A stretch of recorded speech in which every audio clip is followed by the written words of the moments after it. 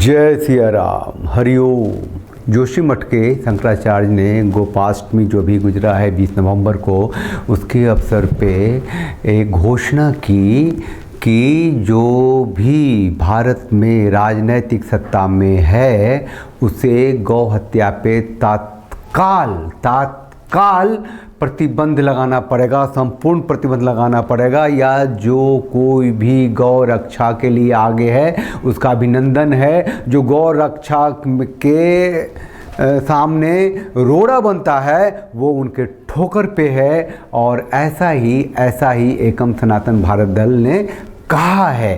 तो पहले सुन लेते हैं ये बाइट। गाय के लिए जो खड़ा है वो हमारा अभिनंदनीय है, और गाय की राह में रोड़ा बन करके जो खड़ा है वो हमारी ठोकरों का हकदार है। गौ हत्या पर संपूर्ण प्रतिबंध, गाय, गंगा और राम सेतु को राष्ट्रीय धरोहर घोषित करना। आपको ये निर्णय लेना पड़ेगा, जगह जगह पर इसका प्रचार करना पड़ेगा कि अब तो क्लियर कट साफ शब्दों में जो कहे कि अगर हम सत्ता में आए तो गाय हत्या बंद होगी भारत में, तभी हमारा वोट है। नहीं तो हम अपना वोट या तो देंगे नहीं, और या तो गाय का एक व्यक्ति डमी खड़ा करके उसको वोट दे देंगे। कम से कम गिनी तो जाएगी कि गाय की वोट इस देश में कितनी है। देखिए, तो एकम सनातन भारत नाम से भी आपको बहुत कुछ आइडिया हो जाएगा कि किस बारे में हम बात कर रहे हैं, और इसके सप्त सिद्धांत जो हमने निर्धारित किए हैं। गौ हत्या पर संपूर्ण प्रतिबंध, गाय, गंगा और राम सेतु को राष्ट्रीय धरोहर घोषित करना। गाय के लिए जो खड़ा है वो हमारा अभिनंदनीय है, और गाय की राह में रोड़ा बन करके जो खड़ा है वो हमारी ठोकरों का हकदार है। गाय के लिए जो खड़ा है वो अभिनंदनीय है, और गाय की सुरक्षा के राह में जो रोड़ा बना है वो ठोकर पे है। मैं कभी कभी ये जो गौरक्षा के नाम पर कुछ लोग अपनी दुकानें खोल करके बैठ गए हैं,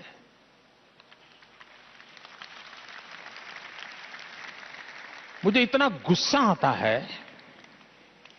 गौ भक्त अलग है, गौ सेवक अलग है। गौ सेवक अलग है, गौ भक्त अलग है। अरे भैया, ये क्या होता है? वो कहना चाह रहे हैं कि जो गौ सेवक हैं बेसिकली वो क्या करते हैं कि गायों की सेवा करते हैं, उसको काटना होता है एक दिन उनको। और गौ भक्त आप लोग हैं। ये भैया प्रधानमंत्री है आपका। मैं राज्य सरकारों को अनुरोध करता हूं कि ऐसे जो स्वयंसेवी निकले हैं, अपने आप को बड़ा गौरक्षक मानते हैं, उनका जरा डोजियर तैयार करो। 70-80% ऐसे निकलेंगे जो ऐसे गोरख धंधे करते हैं जो समाज स्वीकार नहीं करता है, लेकिन अपनी उस बुराइयों को से बचने के लिए ये गौरक्षा का चोला पहन करके निकलते हैं। मोदी जी राज्य सरकारों से कहते हैं डोजियर बना के लाओ। 2016 की बात है, डोजियर बना के लाओ, जरा पता करो कि ये सब के सब जो गौरक्षक बने फिरते हैं वो कितने बड़े गुंडे हैं और क्या क्या वो धंधा करते हैं, ये बता रहे हैं। ये नहीं कहा कि भैया ये जो गौ तस्कर हैं, वो जो गौ के हत्यारे हैं, जो गायों की चोरी करते हैं और काटते हैं, उनके बारे में नहीं बोला। इसीलिए नहीं बोला कि वो तो उनके ही है ना भाई, बीफ एक्सपोर्ट में जो इंडिया टॉप पे है, तो उनकी वजह से ही तो है। स्वयं सेवी संगठन, स्वयं सेवा, ये औरों को प्रताड़ित करने के लिए नहीं होती है, औरों को दबाने के लिए नहीं होती है। भाई हमारे प्रधानमंत्री बहुत साफ साफ बता रहे हैं कि ये जो गौ तस्करों को प्रताड़ित करते हैं, गौ हत्यारों को प्रताड़ित करते हैं, वो गौ रक्षक नहीं है, वो गुंडे हैं। ये प्रताड़ित करने का काम कोई हिंदू थोड़ी करता है, सनातनी नहीं करता है। गौ रक्षक किसी को प्रताड़ित कैसे करेगा? चाहे वो उसके गायों की तस्करी होता रहे, चाहे वो गायों को उसके सामने कोई काटता है और कहता है कि ये तो हमारा भोजन है। ओ भैया, ये गौ रक्षक नहीं, गुंडे हैं। कि 1998 का आप मैनिफेस्टो उठा के देखिए भाजपा का, उसके प्रथम या दूसरे पन्ने पे आपको दिख जाएगा कि वो ये कहते हैं कि हम सनातन को इस्लाम से ऊपर नहीं मानते, सनातन को या सिखिज्म या जैनिज्म या बुद्धिज्म को इस्लाम से ऊपर नहीं मानते। हम मानते हैं कि जैसे इस्लाम और क्रिश्चियनिटी है वैसे ही सनातन है, और इन सब धर्मों का, संस्कृतियों का, जिसे ये पूजा पद्धति भी अलग अलग तरीके से कहते हैं जो बिल्कुल गलत है एटसेट्रा, उनको साथ लेके चलना ही हिंदुत्व का उद्देश्य है। और इसलिए कहते हैं कि इस्लाम के बिना हिंदुत्व भी अधूरा है। भगवान श्री रामकृष्ण की जन्मभूमि में भी अगर किसी का कोई अधिकार शेष ही रहता है तो भारत एक स्वतंत्र देश है, यह कभी सिद्ध नहीं हो सकता। ऐसी स्थिति में सनातन वैदिक आर्य हिंदुओं की उदारता का दुरुपयोग न किया जाए। भगवान श्री कृष्ण ने अर्जुन से कहा, अर्जुन जो उदारता अपने अस्तित्व आदर्श को विलुप्त करने में सहायक हो उसको उदारता न समझकर हृदय की तुच्छ या क्षुद्र दुर्बलता समझनी चाहिए। मोदी जी का यह वाक्य गोरक्षक गुंडे, गोहत्यारों के चपेट से गाय को मुक्त करने वाले को उन्होंने गुंडे कहा, गोहत्यारों को गुंडा कहा क्या? उन्हीं मोदी जी की प्रशंसा करती है ना। मोदी जी मेरे सामने बच्चे के समान बैठे थे, हाथ जोड़े, लेकिन अब राष्ट्र में करता हूं, मुझे प्रधानमंत्री की आवश्यकता नहीं। ऐसे प्रधानमंत्री की जरूरत नहीं है। हमने भ्रमित होके ही वोट दिया था। इस राष्ट्र को, भारत को गांधीयन समाजवाद की जरूरत नहीं है।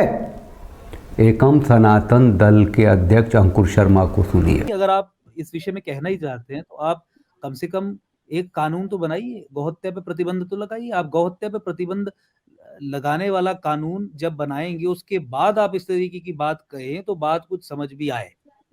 लेकिन आप दोनों ही चीजें करेंगे, गौहत्या पे कानून भी नहीं बनाएंगे और वो लोग जो गौरक्षक हैं उन्हें गुंडे भी कहेंगे और इस तरीके से उन्हें असम्मान भी देंगे। देखिए, इस्लाम के बिना हिंदू तो अधूरा है। मोदी जी कह चुके हैं कई बार कि जो हिंदू इस्लाम का विरोध करता है वो हिंदू तो है ही नहीं।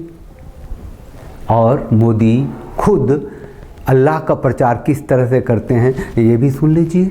And the fundamental values of Islam which literally means piece.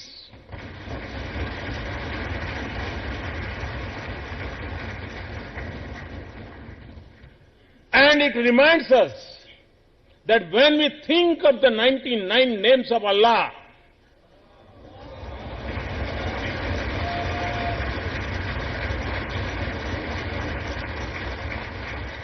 none stand for force and violence. तो ये आदमी, भारत के प्रधानमंत्री मोदी, भारत का इस्लामीकरण नहीं करेंगे क्या? नहीं कर रहे हैं क्या? जो अंधे हैं वो सो रहे हैं, लेकिन जिनमें चेतना है, जिनकी जो जागना चाहते हैं, हम वीडियो उन्हीं के लिए बनाते हैं। ठीक, जोशीमठ के शंकराचार्य को सुनिए, समझिए। गोवर्धन पीठ के शंकराचार्य को शिरोधार्य कीजिए। हिंदू हैं, सनातनी हैं, राष्ट्रवादी हैं, तो हिंदू सनातन की सत्ता, राजनीतिक व्यवस्था इस राष्ट्र में लागू हो, इसके लिए आवाज़ उठाइए, संघर्षरत रहिए, साथ दीजिए। इस वीडियो को शेयर कीजिए, सब्सक्राइब कीजिए चैनल को और साथ बने रहिए। अपनी प्रतिक्रिया मोटे अक्षरों में लिखिए, साथ रहिए, सपोर्ट कीजिए आप अगर हिंदू हैं, सनातनी हैं तो। जय सिया राम, हरिओम।